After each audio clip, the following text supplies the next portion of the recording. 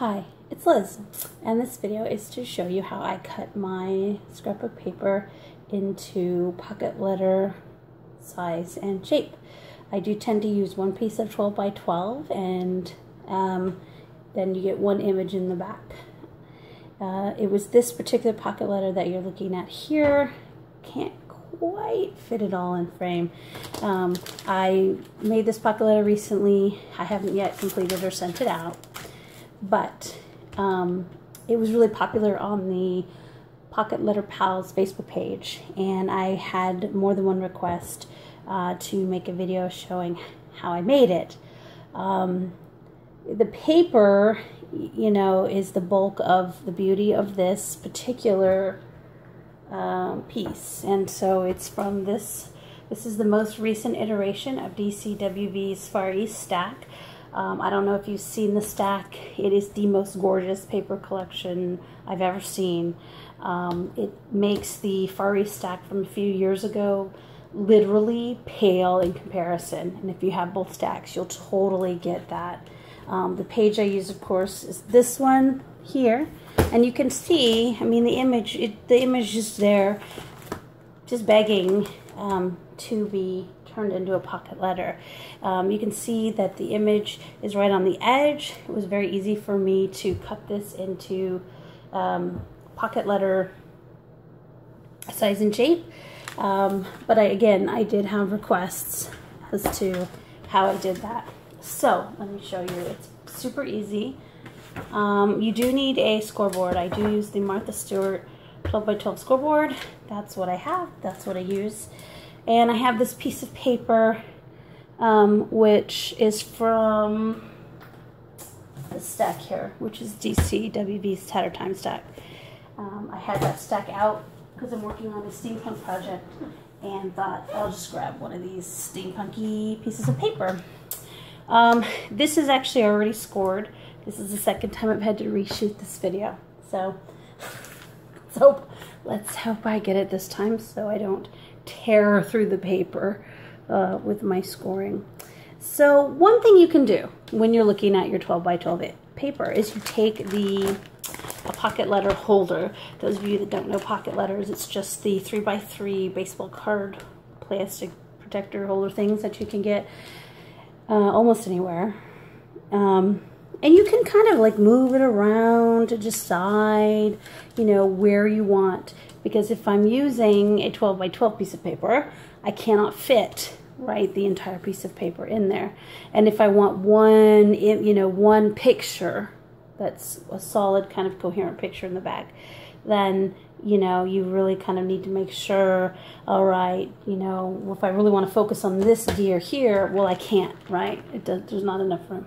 So that's one thing you can kind of do to get an idea of where you want to do it.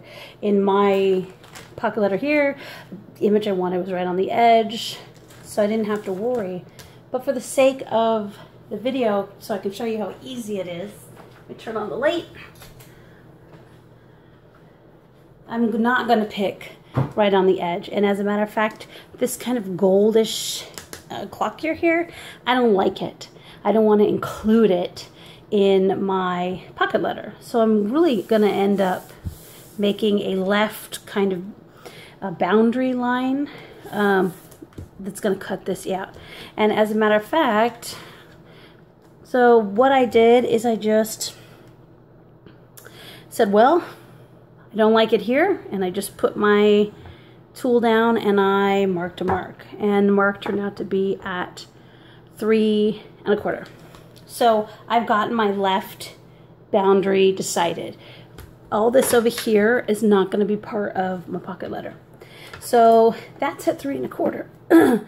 So the pocket letter size, it's 2.5 inches this way, and it's 3.5 inches this way.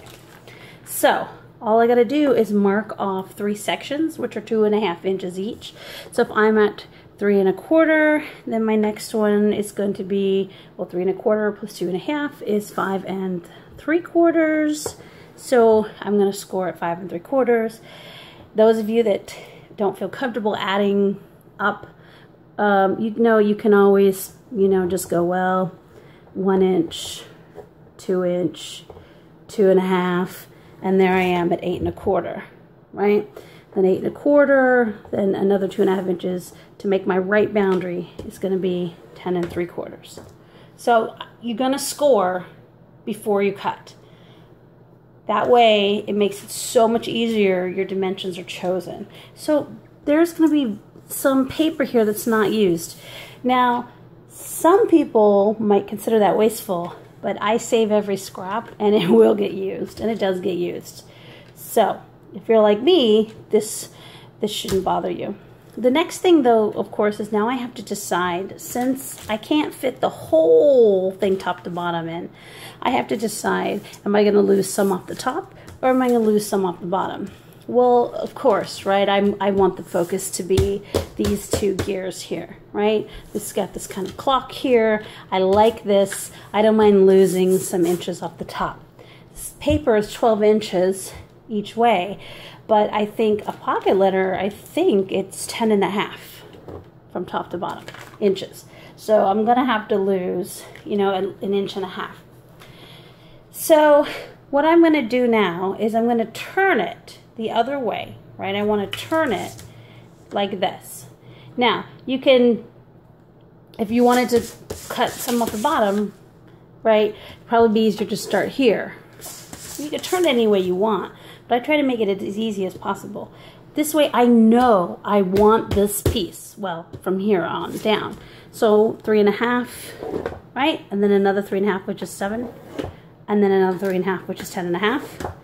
And then I've scored it. Now all I have to do is go to my paper trimmer, cut the pieces, and then the fun part is reassembling. Now, a word of warning, I guess. If you do something like this, okay, like a pattern, and I have done some that are just a pattern, as you cut, lay them out so you keep track. Because if you don't and you have a pattern like that, it's not impossible. You can get it back together, but it is a very time-consuming and tedious process, so I can't recommend it. So I'm going to go ahead and stop the camera. I'm going to go ahead and cut my pieces out, and then I'll come back and I'll show you kind of how it worked. Okay? So I will be back. So I have cut the pieces, and you can see I have the excess from the right, I have the excess from the left, there's the excess from the top, and now I have my 9 pieces ready to be covered, embellished, however you do, and they will fit perfectly in my pockets. I hope it made sense. I feel that it's a lot easier to do than it is to explain. And I was just telling people, well, you just score your paper before you cut it. And that didn't seem like that was a very useful or helpful thing to say. But that's really all I do, is I score it before I cut it. My paper trimmer, you know, if you have a paper trimmer that has a ruler, I mean, mine does too. My paper trimmer has a ruler. I don't find those to be terribly accurate when it comes to measuring, so I do like to score first. Scoring also can be forgiving because you can change your mind.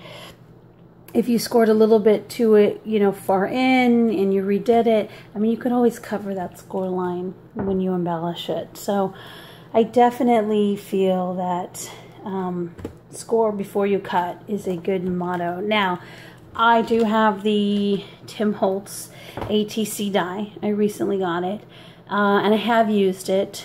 You cannot use that or something like that if you're trying to have a coherent picture. In order to do that, you'd have to basically measure and score things out first and then fold it so it fits just right in the die. And if you're going to go ahead and score first, then just take that extra, you know, 2 minutes and cut it.